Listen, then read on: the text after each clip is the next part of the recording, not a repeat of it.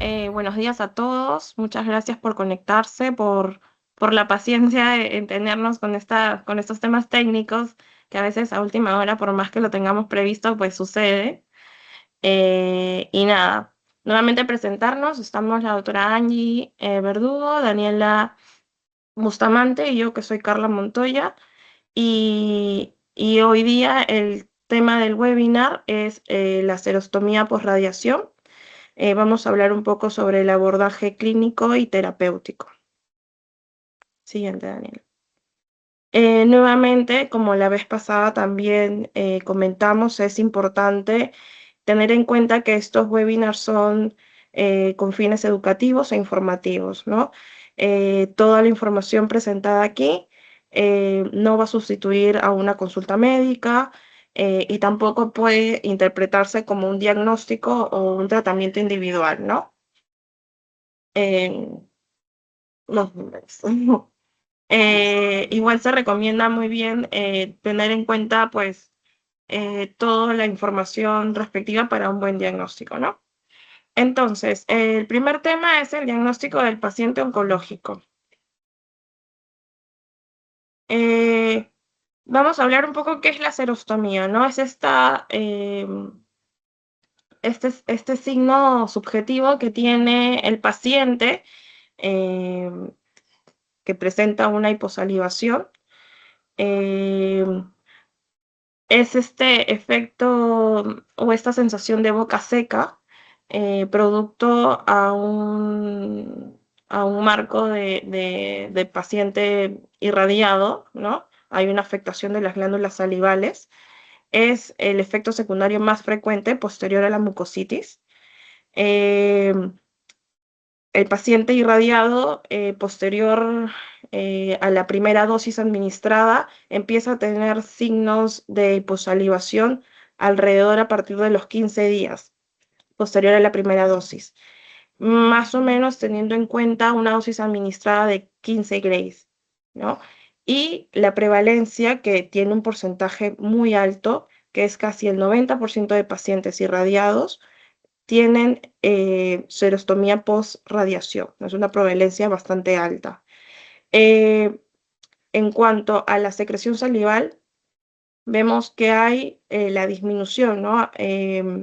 Vemos signos de saliva no estimulada, ¿no? Un flujo menor a 0.1 mililitros por minuto y en un flujo de saliva total estimulada una cantidad menor a 0.5 mililitros por minuto. Entonces, todas estas características, pues claramente, igual que la mucositis, van a tener un impacto muy fuerte en la calidad de vida del paciente, afectando tanto la fonación, la masticación, la deglución, eh, un impacto fuerte y en el tema también de poder desarrollar alguna infección, caries dental también. Seguimos, Dani. Entonces, para iniciar, cuando hay un proceso de radioterapia, pues suceden muchos cambios, ¿no? A nivel fisiológico, a nivel patológico. Entonces, hay una alteración a nivel celular. Tenemos en cuenta, pues, las células comprometidas en las glándulas. Hay una primera afectación en las glándulas acinares. eh, Vamos a ver un primer proceso de una saliva un poco más densa, más viscosa. Posterior, hay una afectación en las células ductales, ya que estas, a diferencia de las acinales, son más radioresistentes. Entonces, primero vamos a ver una saliva un poco más viscosa, más densa, y luego una reducción en el volumen de la saliva. Entonces, estamos hablando de un daño tanto cualitativo como cuantitativo. ¿Sí yo? Entonces, un poco para esquematizar, lo clasifican en fases, ¿no? De daño. Esta información es de la Sociedad Internacional de Oncología Oral. Entonces, ellos esquematizan en una fase primera aguda, donde hay una disminución de la secreción, ya empieza a haber cambios celulares, Luego, una fase temprana, hay disminución de la amilasa y ya empieza a haber un edema de las glándulas. Posterior a ello, una fase intermedia, donde ya hay signos de fibrosis, y una fase tardía, que ya hay signos de fibrosis extensa y hay una desorganización celular. Entonces, estamos hablando aquí eh, fases que van a estar directamente proporcionadas a la cantidad de dosis administrada y de tiempo administrado. Siguiente.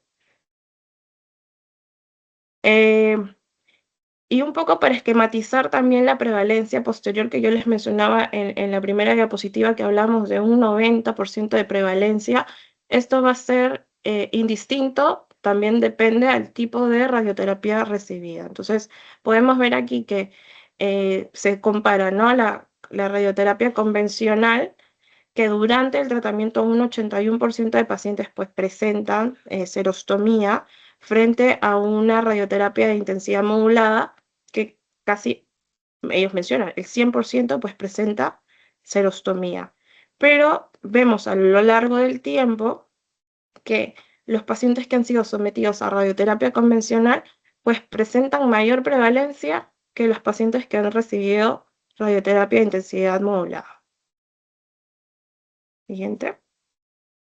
En este cuadro también podemos esquematizar ya dividiéndolo en saliva estimulada y no estimulada, ¿no? Vemos en el gráfico rosa cómo durante iniciando el tratamiento pues hay una baja bastante importante de la cantidad de flujo de saliva y se proyecta posterior del tratamiento. ¿Seguimos? Entonces, con todos estos cambios, pues vemos que la saliva pues pasa por un montón de cambios, ¿no? A nivel estructural. Hay un cambio de pH, un pH mucho mayor ácido, la capacidad buffer pues se ve disminuida, la secreción proteica también hay una disminución importante y sobre todo hay un aumento en la propagación de gérmenes cariogénicos. Más o menos oscilan que hay un 25% mayor de aumento de los gérmenes, ¿no? Siguiente. Aquí les quería compartir un artículo bastante interesante que lo realizaron en la Universidad de Barcelona, la doctora Pereira. De hecho es una tesis doctoral, eh, en donde se hace un ensayo clínico de 72 pacientes que utilizan probióticos posterior al tratamiento, y se observan los parámetros, o se evalúan los parámetros tanto clínicos como microbiológicos, ¿no? Eh, y en este estudio a estos pacientes se les proporciona probióticos por 30 días y en conclusión, en los resultados se ve que existe una mejora a nivel tanto en la parte microbiológica, ¿no? En esta disbiosis que ha habido, pues los probióticos ayudan y mejoran este ambiente, pero también algo que nos pareció sumamente como importante, que también hay un efecto a favor en cuanto a la función de las glándulas salivales, ¿no? Igual es un ensayo clínico que pues igual necesita que se hagan mayores estudios para tener algo un poco más concreto, ¿no? Pero ya nos está dando signos que los probióticos pues favorecen mucho a este marco. Entonces, un paciente que llega a consulta, eh, ver la parte de diagnóstico, pues al comienzo es muy importante la parte de formularios, ¿no? Tener en cuenta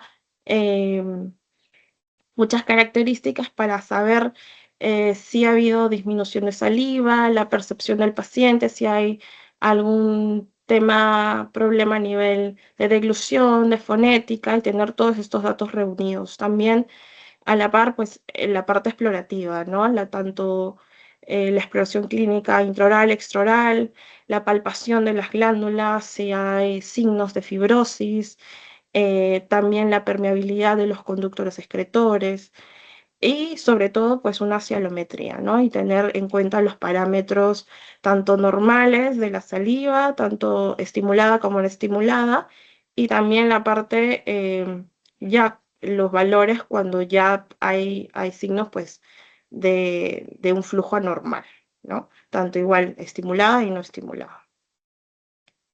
Ujú. Seguimos.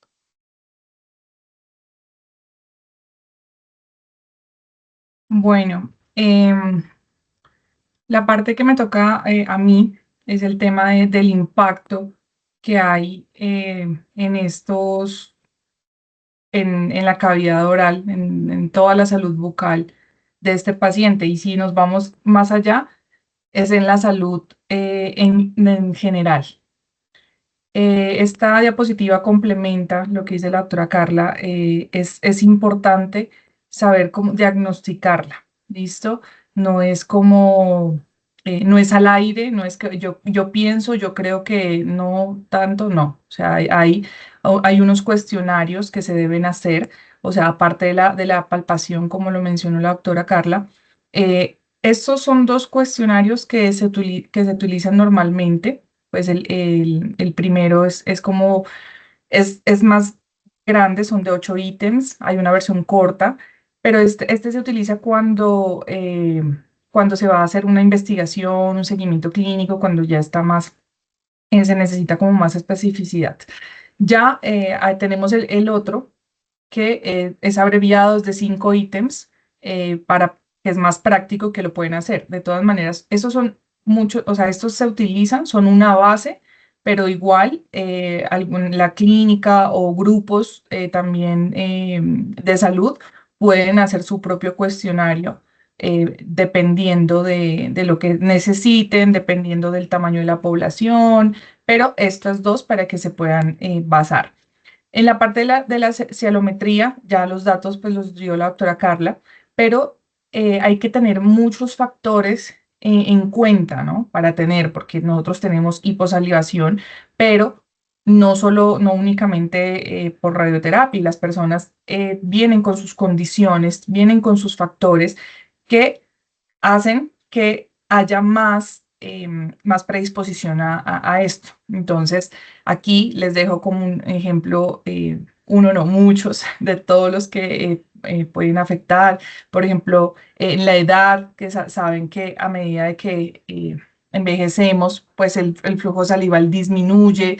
Las mujeres posmenopáusicas tienen menor secreción. También tenemos que tener en cuenta el ritmo circadiano, la hidratación del paciente en general, el estrés, la ansiedad, si el paciente es fumador o no, también eso nos influye, si es consumidor de alcohol, si dependiendo de su dieta, también si toma cafeína, si toma medicamentos, ¿no? Como antidepresivos, antihipertensivos, ansiolíticos, antihistamínicos y bueno, entre otros, que sabemos que la mayoría pues, de nuestros pacientes ya vienen polimedicados, tienen otras patologías al tiempo, entonces eso va a afectar la calidad de la saliva y la cantidad.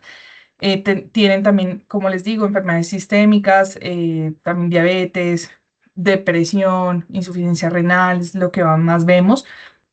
Tratamientos oncológicos también, no solo radioterapia, cuando combinamos con la quimioterapia y la inmunoterapia, que más adelante yo les explico con un artículo, nos puede afectar. El tipo también que lo tomemos, el tipo de cialometría, porque hay uno que está en reposo y hay otra que es estimulada. Y las condiciones de la prueba. La hora es importante, como les dije, el ritmo circadiano, entonces a la hora que lo tomen, la ingesta previa y la técnica de recolección va a afectar los resultados. Esta diapositiva la hice porque son conceptos, a mí siempre me gusta como partir de los conceptos básicos y para recordar y esto, y es que la serostomía es diferente a la hiposalivación o hipocialia. ¿Listo? La serostomía es el síntoma, es subjetivo, es la sensación que tiene el paciente de la boca seca, que aunque el flujo de la saliva puede estar normal. ¿listo? Pero ya la hiposalivación o hiposialia, entonces es el signo objetivo, que solo la determinamos cuando ya hicimos una cialometría y resultó baja, ¿listo? Entonces, para que tengamos bien claros estos términos ahora en adelante cuando nos vamos a referir al paciente o cuando nos vayamos a comunicar de que tiene poca saliva, sepamos decirlo. Entonces, el daño que hace la radioterapia, pues cambia el volumen, la consistencia y el pH. Entonces pasamos de unas secreciones finas con un pH neutro a unas secreciones espesas con una capacidad amortiguadora disminuida y un pH salival reducido. Como les digo, me gusta partir como de los conceptos básicos para aclarar. Me toca hablar como de los efectos secundarios eh, de la hiposalivación y pues nada más como volver a ver los componentes de la saliva, ¿no?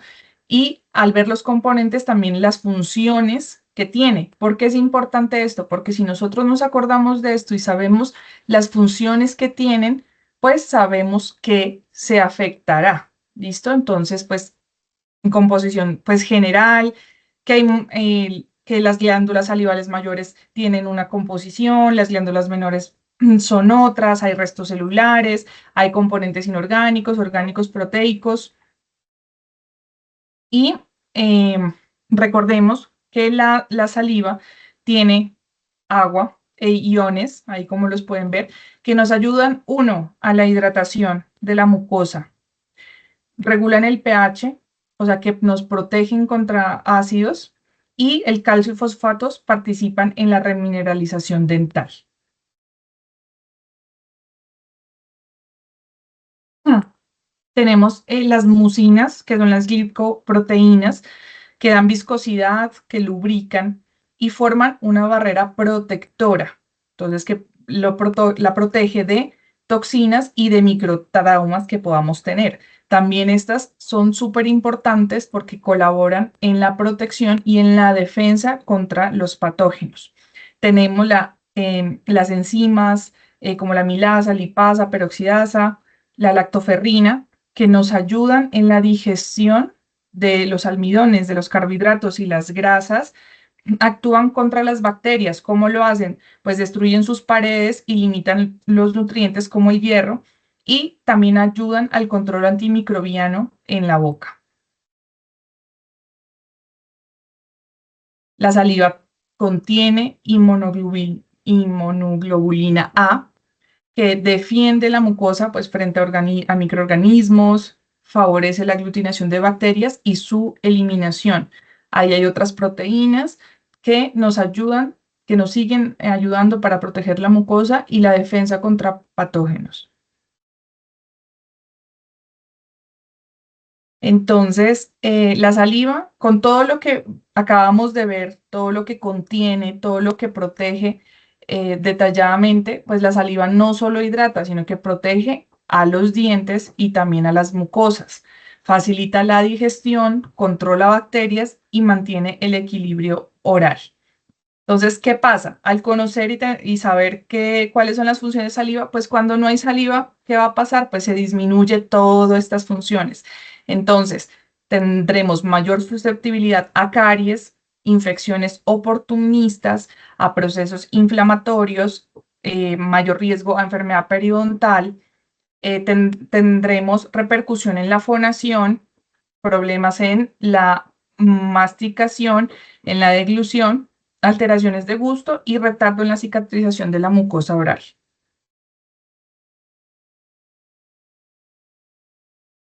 Aquí ya vieron todo lo que nos afecta cuando tenemos hiposalivación. Aquí, este es un artículo muy reciente, publicado ahora a inicio de este mes, en el cual no tiene que ver con radioterapia, pero sí con los tratamientos por ejemplo, de cáncer de seno. ¿Por qué lo quise poner? Para que se den cuenta que ya en el mundo se está hablando de los efectos de la hiposalivación, no solo en radioterapia, sino también en quimioterapia, en inmunoterapia, y ya le están dando reconocimiento. Estos son un grupo de Croacia. Me pareció una revisión muy completa, muy buena, y ahí van explicando las complicaciones. Ahí recalcan muy claro que afectan, ¿no?, el bienestar físico, emocional, social y también la adherencia al tratamiento. ¿Por qué, por qué estoy hablando también de cáncer de seno? ¿Por qué no de radioterapia? Porque igual hay hiposalivación, o sea, dependiendo de la causa, el que no tengamos saliva va a causar estos mismos efectos. Entonces, ya tendremos el concepto y sabemos que si de pronto la radioterapia viene combinada con alguna terapia dirigida o otro tratamiento endocrino, pues va a ser mucho peor. Entonces, incide en que impacta negativamente en la calidad de vida, en la ingesta nutricional, en la salud psicosocial y sobre todo en mujeres. Entonces, muy importante, porque esto es la justificación del por qué nosotros como odontólogos tenemos que estar acompañando, tenemos que estar diagnosticando y tratando, y que afectamos directamente la calidad de vida de estos pacientes. Y ya vieron, no solo de radioterapia, sino también de los otros tratamientos.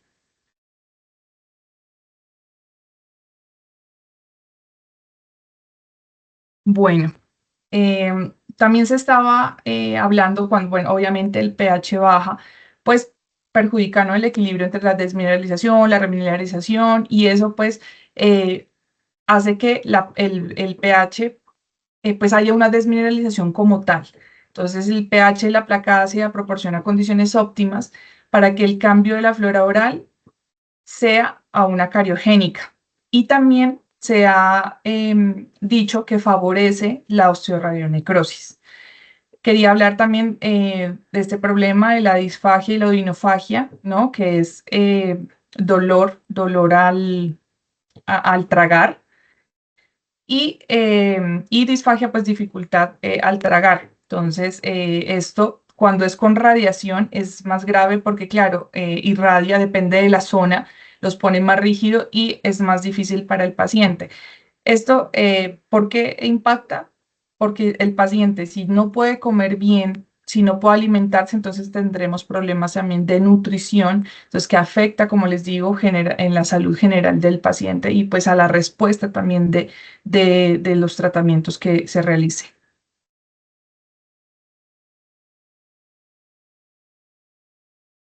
Otro tema que quería tocar era el de neurotoxicidad y el dolor neuropático, que es el como que más preguntan o tienen como duda.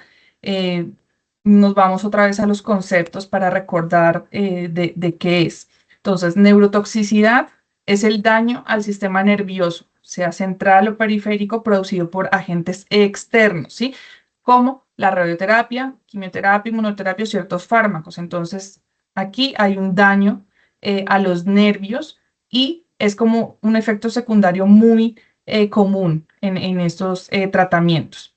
Y el dolor neuropático ya es el dolor crónico que aparece como consecuencia directa de una lesión o una disfunción del sistema nervioso. O sea, no se debe a un daño tisular como inflamación, una herida, sino directa, es como es interno. ¿Sí? La alteración de transmisión de impulsos nerviosos. Entonces, esto, ¿qué causa? ¿Qué es el dolor neuropático? Entonces, estos pacientes que tienen como la sensación de ardor, de hormigueo, tienen como descargas eléctricas, que sienten que dicen, no, doctora, es que siento como corrientazos, como que me pican, y también hipersensibilidad.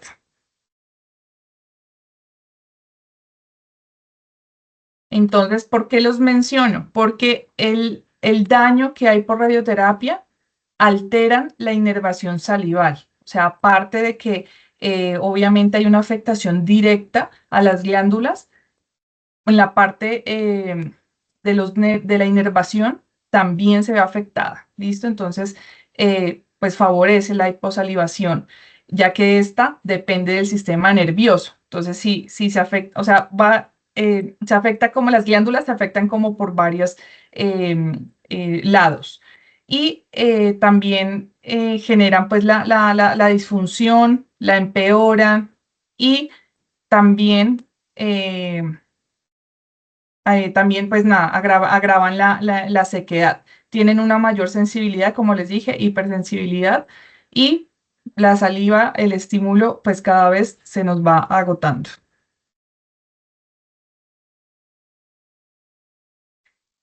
Las infecciones se aumentan, ya sean bacterianas, virales, fúngicas, además de que quedan pues durante y después de la terapia, la inmunidad sigue comprometida. Entonces los riesgos van a estar siempre, hay la oportunidad de que haya una infección. Respecto a la parte fúngica, cuando tenemos pues candidiasis, que es lo más común encontrar. Entonces, aquí sí dejo como muy en claro que tienen que tener mucho cuidado con el uso simultáneo de nistatina y clorexidina. ¿Listo? Hay evidencia de que los medicamentos, pues entre ellos se inhiben su acción y por eso necesitan separarse la administración al menos una hora, ¿sí? ¿Por qué? Porque estos pacientes, pues muchos los manejamos con clorexidina. Entonces, ya para que se acuerden, nistatina y clorexidina no van juntos. Y además hay algunos enjuagues bucales de nistatina que contienen azúcar. Entonces, también tener mucho cuidado porque, pues, si ya tenemos todo el ambiente para que se dé la caries, pues va y le metemos un jarabe, un enjuague bucal que contiene nistatina y le metemos más azúcar. Entonces, pues con mayor cuidado a estos pacientes. Las alteraciones del gusto. Entonces, estos pacientes pueden presentar disgeusia, que es la alteración del gusto, ahí está como sabor metálico, como amargo, es desagradable. Podemos tener una disminución parcial de la percepción gustativa, como la hipogeusia, la ageusia cuando ya es la pérdida total, que esta puede ser reversible en algunos casos. Está la parageusia, que es la percepción errónea del sabor. Está la pantogeusia, que es la sensación del sabor sin estímulo real. Y está la hipergeusia, que es el aumento exagerado a la sensibilidad de los sabores. ¿Listo? Entonces, ya vieron todas las manifestaciones del gusto que se puede dar. Entonces, eso es algo que tenemos que evaluar en estos pacientes. Como pueden ver, la mayoría de pacientes, o sea, más del 75% tienen alguna de estas alteraciones. Entonces, usted tiene que estar muy pendiente pues de cómo le hace un cuestionario, cómo le pregunta y cómo usted puede diagnosticar esto. Entonces, obviamente, pues depende de qué, ¿no? De la dosis, de la localización, de todo el daño y también en la afectación directo que se tuvo con las papilas gustativas. Entonces, obviamente para mí, comer es uno de los placeres más grandes. Entonces, ahora imagínese no sentir los sabores o sentirlos raros, como esto obviamente causa pues un impacto, ¿no? En el paciente, ya pierde el apetito, no le gusta comer, no le sabe a nada, entonces pierde peso, tiene dificultad, eso también le afecta en el bienestar emocional y como les digo, todo esto les afecta la calidad de vida enormemente.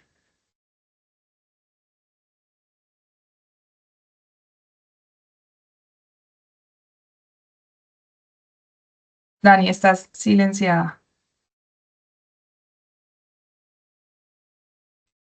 Gracias, Angie. Bueno, como les decía, hasta el momento con Carla y con Angie hemos tratado pues ellas ya abordaron todo lo que tiene que ver como con las bases de lo que es una serostomía, de lo que implica, de las manifestaciones clínicas que vamos a tener, de lo que normalmente un paciente cuando llega a la consulta nos va a poder comentar, nos va a poder decir qué siente o qué ha cambiado. Ahora lo que vamos a terminar de hablar en este último fragmento es sobre las estrategias terapéuticas. Normalmente la saliva como tal es algo que nosotros no tenemos como presente continuamente hasta que la perdemos. Es decir, son de esas cosas que uno pues da como por sentado y uno nunca se pone a pensar qué conllevaría el que yo no salivara tanto, ¿no? Particularmente yo, bueno, no soy una paciente oncológica, gracias a Dios, pero tengo una enfermedad autoinmune que también me afecta la salivación.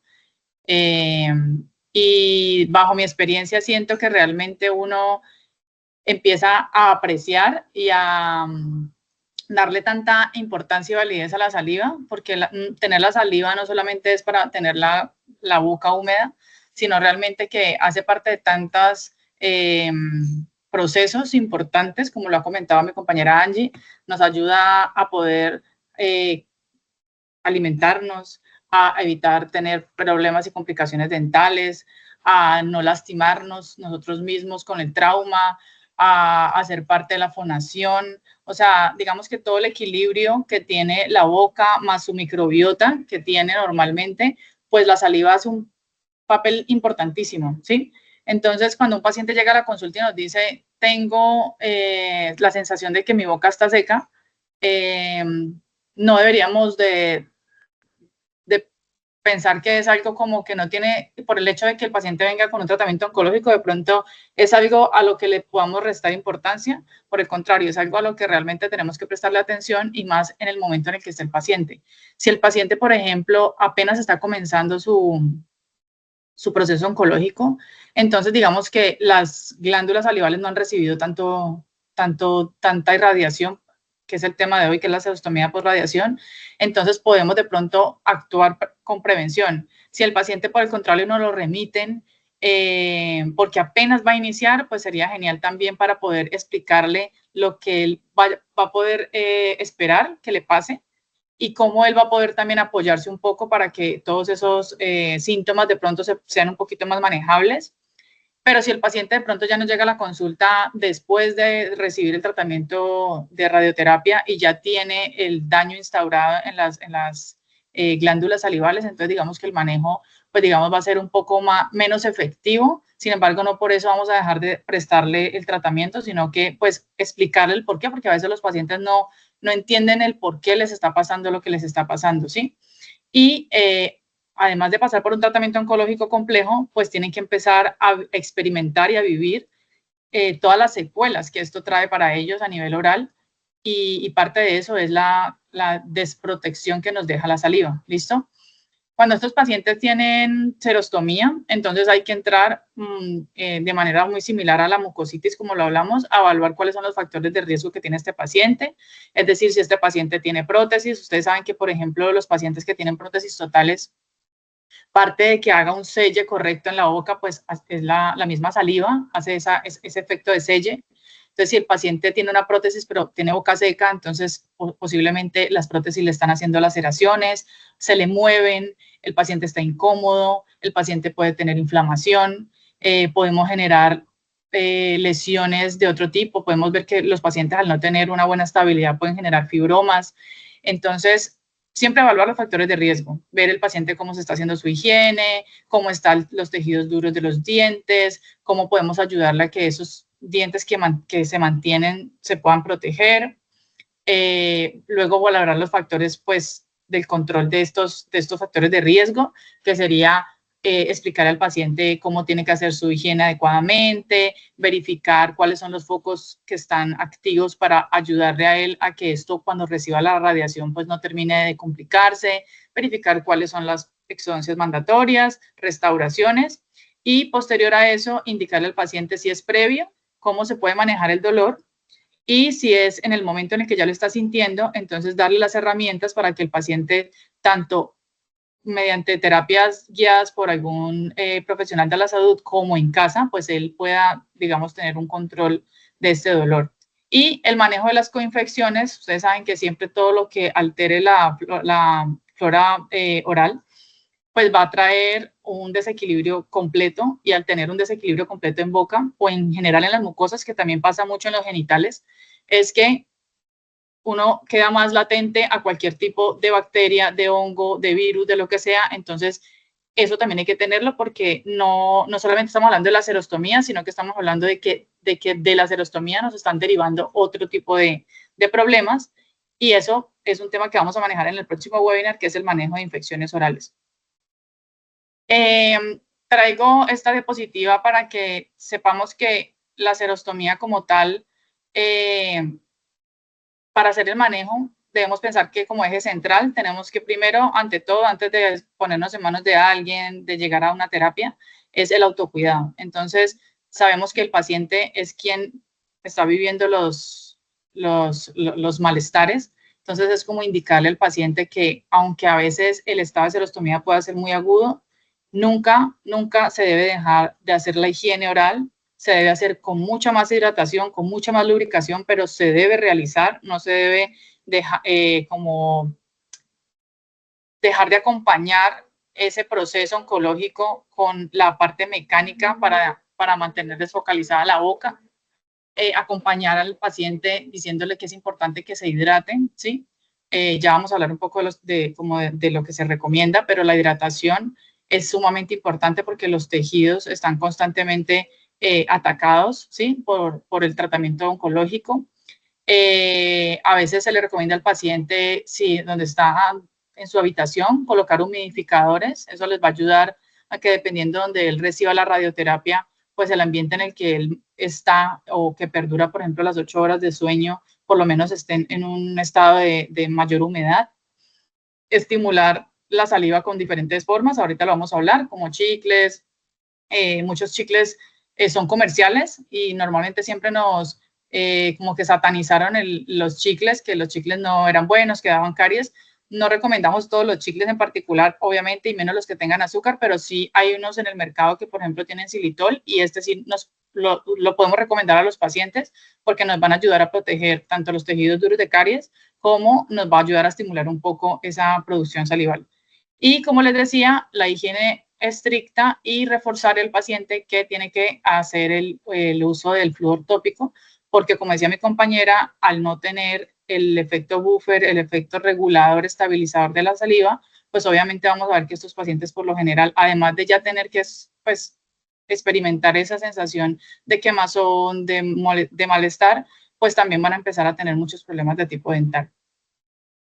En estos pacientes es importante darles una buena recomendación de nutrición, de hidratación y del manejo del dolor. Creo que es como la pauta base que les debemos de hablar a estos pacientes. Es decir, decirles, con la boca seca, obviamente vas a tener tú que darte una ayuda extra. Si lo que no estás produciendo, pues lo vas a tener que sustituir externamente. Cuando hacemos la parte de humedecer el bolo alimenticio para poder hacer la deglución, pues si no tenemos la suficiente saliva, nos toca darnos la mano con nutrición un poco más líquida, tratar de que los alimentos sean entre líquidos y viscosos, ¿sí? La parte de la tixotropía, o la parte de los productos que puedan tener de pronto un poco más de capacidad de mantenimiento, ¿sí? Porque el líquido, pues digamos que pasa, entonces genera como una hidratación muy rápida, muy temporal. Pero entonces tratar de decir al paciente que pueda comer cosas como gelatina, que todos los líquidos que tome, en particular trate de que sean a temperaturas ambientes o líquidos fríos, que eviten las bebidas azucaradas, que eviten las bebidas ácidas, y por supuesto pues que el alcohol y lo que tenga que ver con fumar y eso se suspenda, porque todo eso hace que se agudice más ese tipo de sintomatologías. Manejar el dolor. Un paciente con el que nosotros podamos ayudarle a manejar el dolor es un paciente que, primero, va a estar eternamente agradecido, y segundo, que no va a terminar comprometiendo otro tipo de funciones, ¿sí? Cuando uno tiene dolor, en todo uno se vuelve limitante, ¿sí? El dolor crónico es un dolor que ya repercute en toda la parte del ser, ¿sí? no solamente el hecho de que tú estés pasando por un proceso con cáncer, sino que además de eso te sientes mal, eso repercute en tu parte emocional, eso no te ayuda a alimentarte, te desnutres, el tratamiento que tú estás recibiendo es agresivo y no tienes la suficiente capacidad de responder. Entonces, digamos que si un paciente le podemos ayudar a mitigar ese dolor, ese paciente seguramente va a tener una mejor, como un mejor pronóstico en cuanto al tratamiento oncológico. En cuanto a lo que recomendamos para estos pacientes cuando llegan a nuestra consulta, pues uno, son la parte, como les comentaba, lo más importante, la hidratación. Comentarle al paciente que hay diferentes formas de hidratarse, ¿sí? Normalmente pensamos que solamente a través del agua, el agua es lo ideal, pero como les decía, podemos también utilizar cualquier fuente que sea refrescante, que sea protectora y que sea también que garantice como un efecto lo más prolongado posible, entre comillas, ¿listo? En este caso, por ejemplo, a los pacientes que tienen este tipo de serostomías, podemos recomendarle los espesantes, eso lo podemos conseguir en cualquier farmacia, y se puede agregar a las comidas o a estos pacientes que por lo general uno los ve o les recomienda que mantengan con su termito de agua o de té o lo que sea, entonces echarle unas cucharadas de espesante y hacer que precisamente ese líquido, pues digamos, tenga una consistencia un poquito más, más consistente y que alcance de pronto a penetrar un poquito más los tejidos y que se mantenga ahí, que tenga esa capacidad de viscosidad, de mantenerse ahí un poco más sobre la mucosa. Ayuda tanto como barrera protectora física como a que la humedad que ya tiene el tejido pues no termine de perderse. Vamos a encontrar otros que son los agonistas muscarínicos. Cuando se refiere a muscarínicos se refiere a que actúan directamente sobre los receptores muscarínicos de las glándulas. Las glándulas salivales, ustedes saben que tienen irritación tanto simpática como parasimpática y estos receptores pues están estimulados para poder que se haga todo el proceso de la formación y la segregación de la saliva.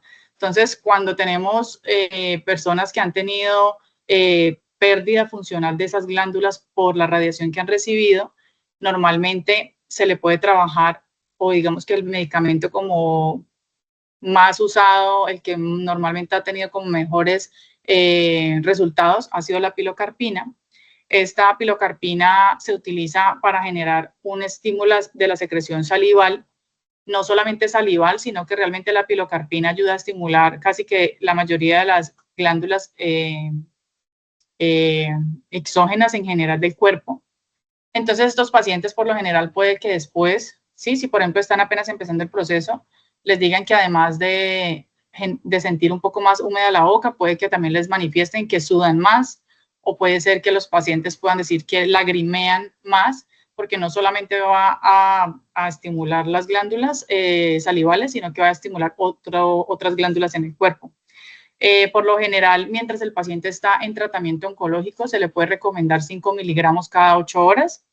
Decirle al paciente que no puede exceder más de los 30 miligramos por día, porque a veces, como les decía, sí, dependiendo de en qué momento cojamos al paciente, si el paciente ya tiene un daño en la función de la glándula, pues es difícil que la pilocarpina, digamos, que genere de pronto esa sensación que el paciente quiere volver a sentir por completo.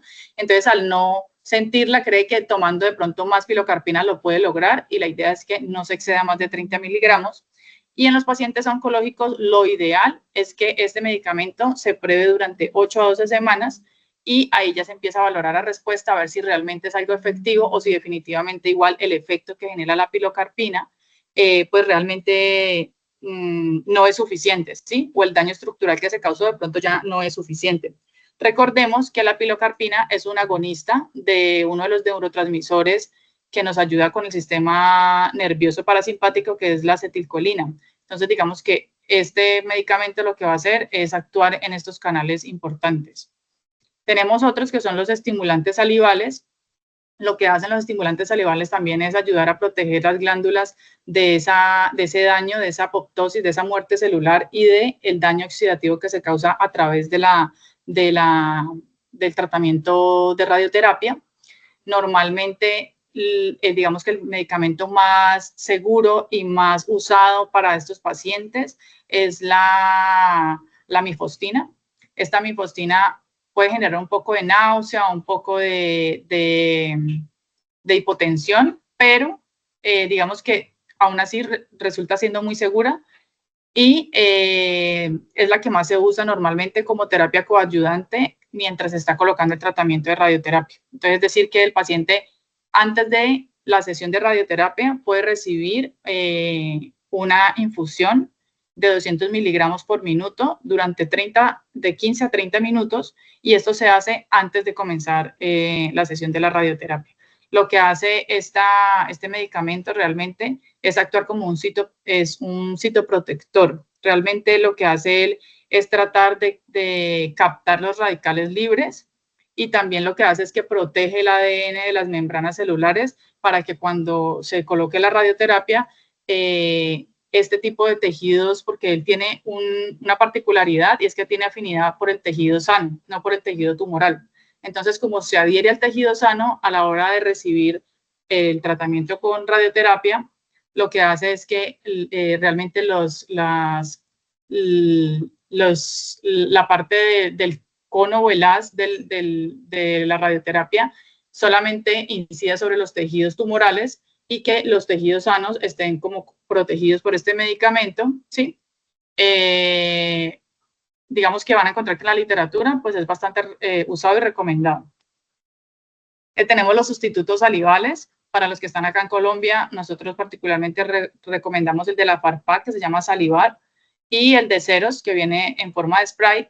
Estos sustitutos salivales, digamos que la industria farmacéutica lo que ha hecho es tratar de generar un producto que sea lo más similar a la saliva, ¿sí? Que genere, que pueda imitar realmente como las funciones que hace la saliva. Nunca vamos a llegar a tener algo exactamente igual, porque la saliva realmente es algo completamente único, pero digamos que las farmacéuticas invierten en esto pues constantemente para que cada vez se parezca un poco más, con la idea de que nos ayude a suplir esas funciones que hace la saliva. Entonces, normalmente vamos a encontrar que estos productos vienen con contenido de aguas purificadas, vienen con electrolitos. Esto nos va a ayudar a mantener el pH en boca y nos ayudan un poquito con la remineralización de los tejidos duros. También hay unos que pueden contener flúor. Como decía mi compañera Angie, van a encontrar que esos pacientes, pues, además de tener la afectación de los tejidos blandos, también tienen afectación de los tejidos duros. Entonces, el hecho de que venga reforzado con flúor, pues, es muy bueno para el paciente. Y con lo que les nombré, que vamos a encontrar también en muchos de los chicles y caramelos, que es el xilitol. Este xilitol lo que ayuda es a también proteger los tejidos duros para prevenir la caries, y también nos ayuda a aumentar los tejidos.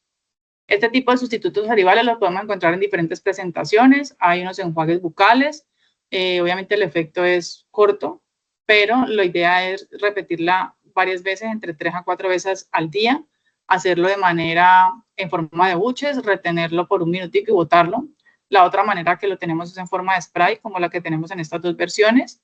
Entonces, la idea es siempre pararse frente a un espejo, tener buena visibilidad y tratar de que nosotros mismos visualmente podamos con el spray alcanzar casi que toda el área oral. También lo vamos a encontrar en forma de geles. Los geles, como les decía, tienen una capacidad de pronto de adherirse un poco más a la mucosa, entonces se mantienen un poco.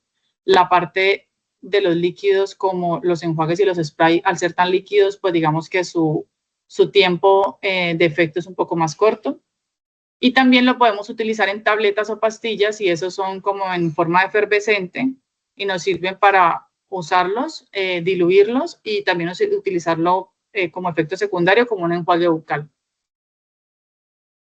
Tenemos los agentes inflamatorios. Estos agentes inflamatorios, más que realmente ayudarnos a producir o a estimular saliva, lo que hace es que nos ayuda a controlar, como les decía, el factor más importante o el motivo más importante por el que el paciente llega, además de sentir su boca seca, y es el dolor. Y es que los agentes antiinflamatorios nos van a ayudar es a el manejo de la inflamación glandular.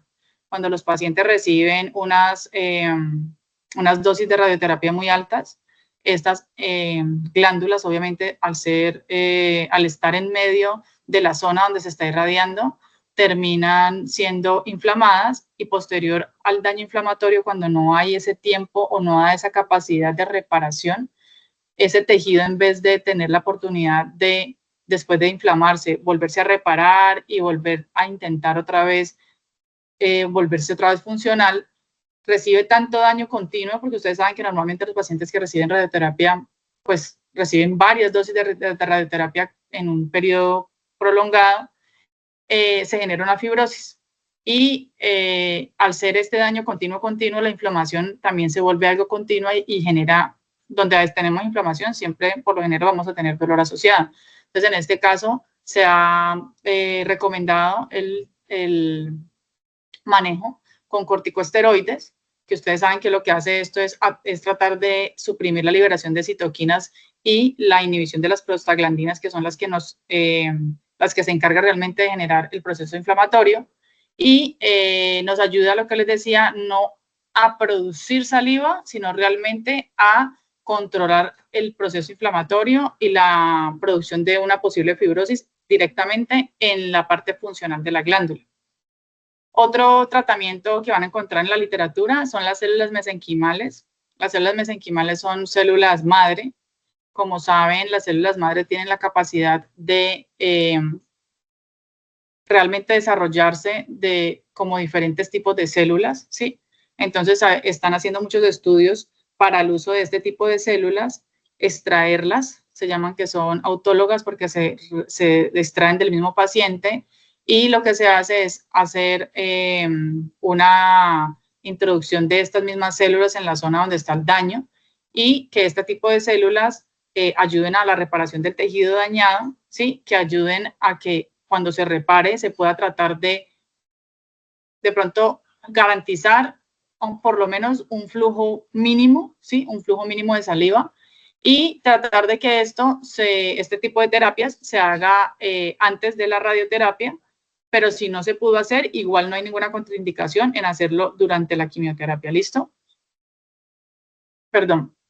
Otra opción que tenemos para el manejo de la serostomía es la fotobiomodulación, así como lo habíamos hablado para la mucositis. La parte de la estimulación a través de haces de luz en las células ha demostrado realmente que tiene peso y validez.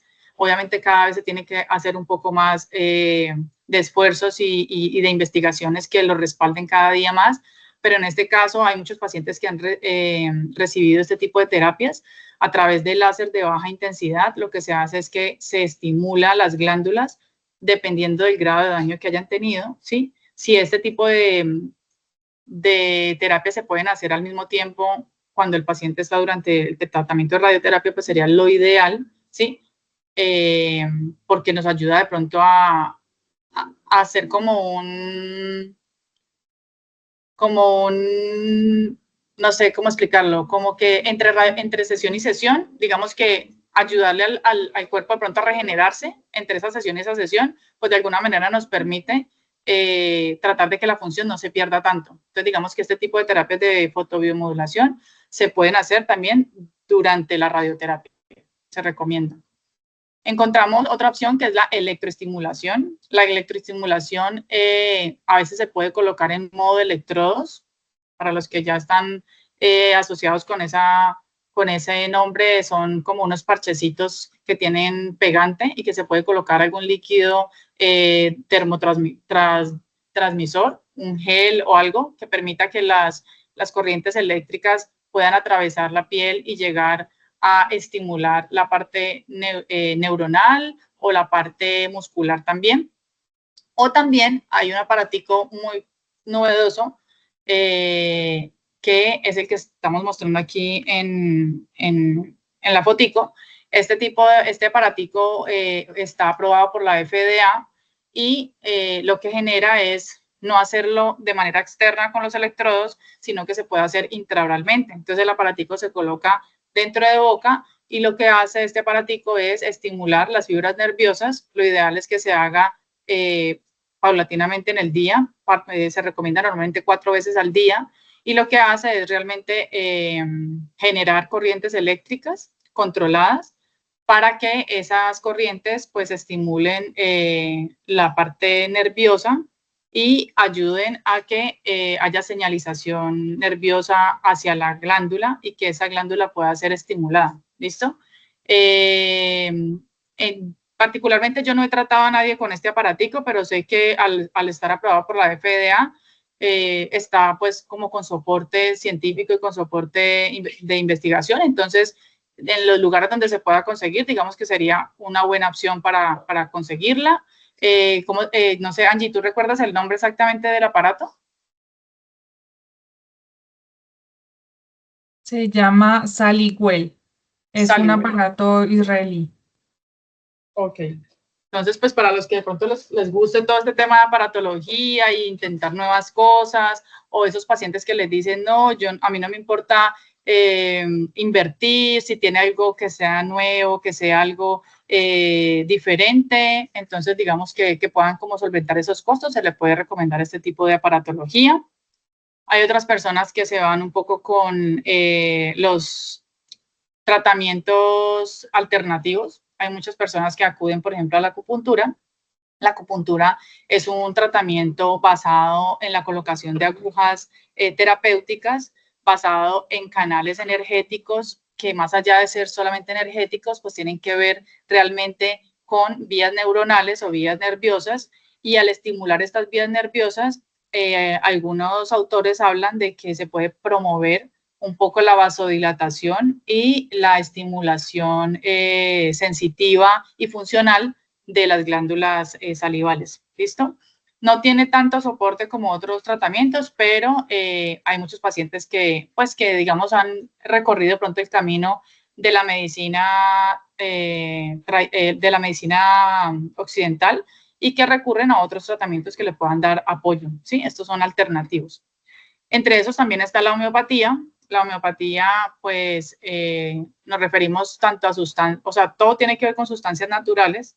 Sin embargo, a veces hay cosas que las podemos hacer en casa, ¿sí? El uso, por ejemplo, de la miel, el jengibre o el aloe vera, por ejemplo, son opciones que podemos tener en casita, que podemos hacer en forma de infusión, que podemos colocar para uso de crioterapia también. Por ejemplo, los cristales de aloe vera se pueden colocar en la nevera y al final, cuando ya estén fríos, pasarlo por boca.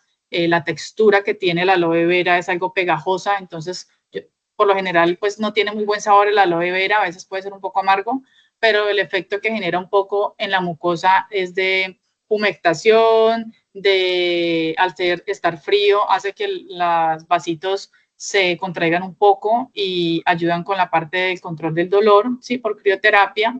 La miel nos ayuda también a mantener la humedad de la piel, de la mucosa, perdón, pero también nos ayuda como barrera física para que la poca humedad que haya tampoco se pierda. Y este tipo de sustancias de homeopatía también las vamos a encontrar a nivel un poco más industrializado. Y esa homeopatía, por ejemplo, aquí en Colombia conocemos la marca Hill, que es muy buena en general, tiene una diversidad de productos. Y en el caso, por ejemplo, de la serostomía, está el Neurexam, que el Neurexam ayuda a estimular la parte de los conductos nerviosos, incluyendo la parte simpática y parasimpática de la secreción glandular. Entonces, esa también podría ser una opción de acompañamiento. Tenemos estas dos últimas opciones. La transferencia de glándulas salivales y submandibulares es una práctica que ya no es algo como de acompañamiento, sino que este tipo de opciones ya es un poco más como más agresiva a mi punto de ver, porque realmente es un tratamiento quirúrgico, 100% quirúrgico, y hay como información o investigación en esto, pero no es algo que normalmente o comúnmente uno escucha entre los pacientes, sino es algo como que ya se practique de forma regular, y es hacer transferencia de las glándulas. En este caso, lo que se habla es transferir la glándula submandibular, es decir, literalmente pasar la glándula submandibular de donde está ubicada a la parte submental, ¿sí? porque el cono de haz o la parte en el momento en el que se hace la incidencia de los tejidos de la radioterapia, digamos que la parte del mentón, por lo general, debido a la prolongación, normalmente no alcanza tanto a penetrarla, entonces lo que se trata es de simplemente reposicionar la glándula submandibular en la parte submental y tratar de que pues quede fuera del campo de radiación. ¿Qué pasa? Que al ser un tema quirúrgico, pues obviamente vamos a tener la posibilidad de que el paciente se infecte posterior a esto, de que el paciente no cicatrice bien, de que el paciente, por el contrario, se infecte y al final termine creándose una fístula, que el paciente en la transferencia de la glándula de un lugar al otro, pues hay que tratar de que esa glándula no se necrose, entonces hay que hacer una técnica quirúrgica muy especial para generar ese soporte vascular y nervioso, ¿sí? Mover todo eso para que la glándula donde quede nuevamente ubicada, pues quede igual funcional. Y se piensa que después de la terapia, cuando el paciente ya haya, digamos, terminado su terapia oncológica, reposicionarla nuevamente, ¿listo? Es como simplemente sacarla del foco de la radiación y moverla del lugar. Pero como les digo, es algo bastante invasivo y realmente hay muchas desventajas que habría que tener presente en los pacientes, ya que este tipo de pacientes por lo general son pacientes que están inmunosuprimidos. Entonces, llevar un paciente a un quirófano para hacer este tipo de cirugías, pues al final puede ser contraproducente porque son pacientes que pueden pues complicarse e infectarse rápidamente. Y la última opción, que es de la que más de pronto van a ver en la literatura, se trata de lo que tiene que ver con la aparatología realmente o la técnica que se usa con la parte de la radioterapia. Y es que la radioterapia se trabaje de manera con intensidad modulada, es decir, que la intensidad que se maneja para hacer la terapia pues que sea intermitente, ¿sí? Que le permita al paciente no incidir tanto en los tejidos que no están tumorales sino sanos, que las dosis no sean tan elevadas, sino que sean un poco más fraccionadas. Y en muchas de estas terapias se van a encontrar de que hay algunos tipos de protectores que se generan y que se ponen como barreras físicas para proteger ciertas partes. Entonces, se está hablando de que se complementa la radioterapia o el proceso de la radiación en los tejidos con estos protectores de manera que podamos cubrir esas glándulas del daño tisular que se va a causar, ¿sí? Tratar de que solamente se pueda incidir en el tejido donde realmente está el tumor o está la causa pues del tratamiento oncológico por el cual se está realizando, pero que los tejidos que están saludables pues se traten de conservar lo más que se puedan. En general, este tipo de tratamientos no son específicos para cada uno. Recuerden, como el artículo que les compartió mi compañera Angie, es un efecto que puede dar en el paciente no solamente cuando tiene cáncer de cabeza y cuello, sino que, por ejemplo, hay muchas personas que han recibido radioterapia de mama por cáncer de mama y también han manifestado problemas de serostomía. Entonces, no descartar el hecho de que el paciente, por no tener un cáncer específicamente en boca, pues si ese paciente no vaya a tener este efecto de la serostomía, ¿listo? También hay pacientes que han sido irradiados por temas de cáncer de tiroides, entonces tratar de que la variedad de opciones que hay para la parte terapéutica realmente siempre vaya acompañado de lo que el oncólogo refiera en el caso individual de cada ser, ¿sí? Porque todos somos diferentes, hasta una persona que tiene un carcinoma oral con otra que tenga el mismo carcinoma, igual su respuesta va a ser completamente distinta. Entonces, las opciones que en el día de hoy traemos para mostrarles es como todo lo que ustedes van a poder encontrar, pero no todo aplica para todo el mundo y en algunos casos se van a hacer es como como tratamientos de ayuda, o sea, como para que se complementen unos con otros. ¿Listo? Bueno, por esto ha sido todo por hoy. Agradecerles a todos los que estuvieron el día de hoy y saber si alguien tiene algún tipo de pregunta. Antes de las preguntas, gracias Daniela por este instructivo de terapéutico que nos da. Como pueden ver, eso es un mundo amplio.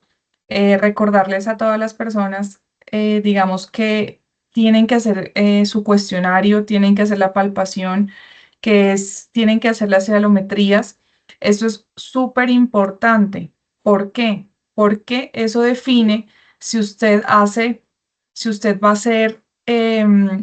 va a tener un sustituto salival o un estimulante salival. ¿Listo? Eso es muy importante porque yo he visto, hay doctores, hay personas que una pilocarpina, pero si ya no, o sea, no tiene de dónde, ¿sí? O sea, usted tiene que saber si de pronto sale un poco, porque como dijo Carla, o sea, eso es o sea, a veces el 90%, o sea, dependiendo de los grays, al inicio, como explicamos, depende de la dosis, de cuánta afectación hay. Entonces, si hay una afectación de verdad, hay pacientes que tienen 0%, o sea, no tienen de dónde. Entonces, si no tienen nada de función de las glándulas, pues no le puedes meter un estimulante salival, no le pongas chicle con xilitol, no le pongas pilocarpina porque ¿de dónde vas a estimular? Entonces, por eso es súper importante, y ahí ya son los sustitutos salivales. Entonces, esa es la importancia para que usted defina qué tratamiento va a hacer.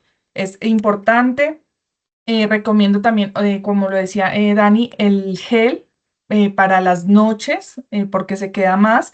Y nosotros también hay un enjuague de Bioxtra que usamos aquí en Colombia, pero realmente como nosotros tenemos de varios países, tienen que en cada país ver sus casas comerciales, siempre va a haber una línea, digamos, de Dentite, ¿no? Que está Cheros, está Farpac, y ellos tienen toda la línea. Entonces, digamos, si ya hay un estimulante en spray, entonces habrá en gel, habrán en chicles, o sea, eso varía en cada país, pero averigüen porque vienen a veces con todo el kit completo, pero como les digo, antes de recetar eso, tienen que evaluar cuánta capacidad tienen las glándulas de ese paciente. Es como la única recomendación que les hago.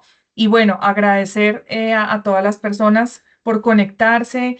Es un gusto para mí compartir estos espacios con la doctora Carla, con la doctora Daniela, con la doctora Karen, que también siempre nos está acompañando. Y, eh, y bueno, nosotros ya saben en nuestro Instagram los correos, si tienen dudas, preguntas. El próximo webinar ese es de infecciones, ¿verdad? Infecciones orales. Infecciones orales. Entonces, bueno, muchísimas gracias por todo. Nos despedimos y nos vemos en el siguiente webinar. ¿Pero alguien tiene alguna pregunta?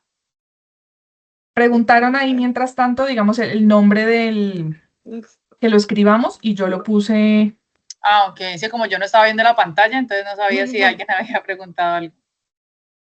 Sí, no. Me gustaría preguntarle a la doctora Karen, que yo sé que ella, pues obviamente también maneja mucho de estos pacientes. ¿Cómo le ha ido con la parte de los pacientes con serostomía? ¿Cómo están, chicas? Gracias Hola. por su charla. Yo le iba a decir dos cosas. Por ahí anda mi hermana también, que ella igual es dentista radióloga y fue a la charla, bueno, más que charla, al seminario internacional. ¿Se acuerdan que fue ayer y antes de ayer? Espectacular. Sí, espectacular, pero yo le comentaba a la Cami y le dije, ¿sabes qué? Las chiquillas deberían estar exponiendo en este seminario o en algún congreso, porque las charlas y lo que ustedes exponen aquí es de un nivel de verdad que es un lujo. Así que eso es lo primero, me encantaría verlas a lo mejor el otro año o cuando pase, porque creo que muchas personas, muchos colegas se están perdiendo estas charlas que de todo corazón es un lujo. Yo estuve un ratito el viernes, mi hermana estuvo ya los 2 días completos y ella puede decir que de verdad ustedes están, yo diría que en un nivel mejor, de verdad. No, sus charlas son pero 1000 de 1000. Así que las espero ver. Y en cuanto a los pacientes, nada, pues yo creo que igual está haciendo como un mea culpa en el sentido de que de repente les damos ciertos medicamentos, les damos ciertas cosas a tomar al paciente y a veces no analizamos el contexto completo, que me quedó dando vuelta a lo que tú dices. O sea, efectivamente necesita eso, y muchas veces caemos, que también estaba pensando en, chuta, es que si le tomo este examen no se lo quiere hacer, si le empiezo a pedir esta cosa, pero que ya doctora sale más caro, es que ya me da lata, que estoy contra el tiempo.